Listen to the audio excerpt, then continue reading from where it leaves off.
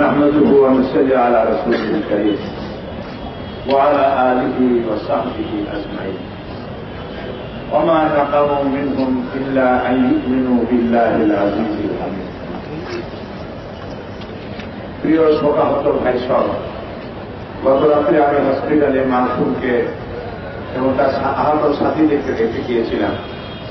গত রাত্রি আমাকে ডাক্তার বলল যে তাকে ক্লিনিক্যালি ডেথ করা চলে, মাসুম শহীদ হয়ে যাবে। গত রাত্রি সেই ধারণা নিয়ে এসেছিলাম, আমি রাতে ঘুমাতে পারি নাই। যে দৃশ্য দেখে এসেছি হসপিটালগুলিতে গত রাত্রে, পৃথিবীতে কোনো মানুষ এইভাবে মানুষ মারতে পারে, এইভাবে মানুষ পিটাইয়া, বন্য হয় না, বন্য প্রাণীও মানুষ এভাবে পিটায় না। মাথা ফেটে তৌসির হয়েছে।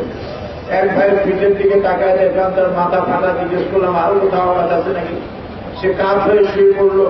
তার পিঠের দিকে তাকালাম, একটা আঙ্গুল রাখার জায়গা নাই, এত পিটানো হয়েছে তার পা থেকে মাথা পর্যন্ত। অসংখ্য আহত রোগী হসপিটাল ভর্তি, 600 কোমরে। শহীদ হয়ে গেল মাসুম। মাসুম নামও যেমন মাসুম, চেহারার দিকে তাকিয়ে দেখলাম চেহারা তো মাসুম ইস্পাতের মতো, এত গোলাপ ফুলের মতো চেহারা। এই শাহাদাতের কাফেলা আরো ভারী হওয়ার সম্ভাবনা রয়েছে। হসপিটালের দৃশ্য আমি যা দেখেছি। 28 অক্টোবর আওয়ামী লীগ চেয়েছিল অফিস দখল করতে, চেয়েছিল আমাদেরকে দুনিয়া থেকে বিদায় করে দেওয়ার জন্য। আওয়ামী লীগ যে কাজ করেছে, যে বর্বরতা, পৈশাচিক আচরণ তারা করেছে, সেই আচরণের মাধ্যমে রাজনৈতিকভাবে তাদের কবর রচিত হয়েই গিয়েছে বিশ্বকে, কোনো সন্দেহ নাই। তারা নির্লজ্জের মতো ফরেনারদের সঙ্গে কথা বলছেন, লজ্জা নাই, শরম নাই। তারা বলছে বাইতুল মুকাররম থেকে নাকি, এখান থেকে বাইতুল মুকাররমের মসজিদের ভেতর থেকে লোকেরা বেরিয়ে তাদের উপরে আঘাত করেছে আমাদের। অথচ এখানে আমাদের সামান্য কিছু লোক ছিল দাঁড়ানো, তাদের হাতে ইট নাই। নামাজ এখানে আমরা নামাজ পড়েছি, আমরা মসজিদে যাই বাড়ি নিয়ে নামাজ পড়েছি, এই রাস্তায়, এই রাস্তার উপরে নামাজ পড়েছি। আল্লাহ সাক্ষী।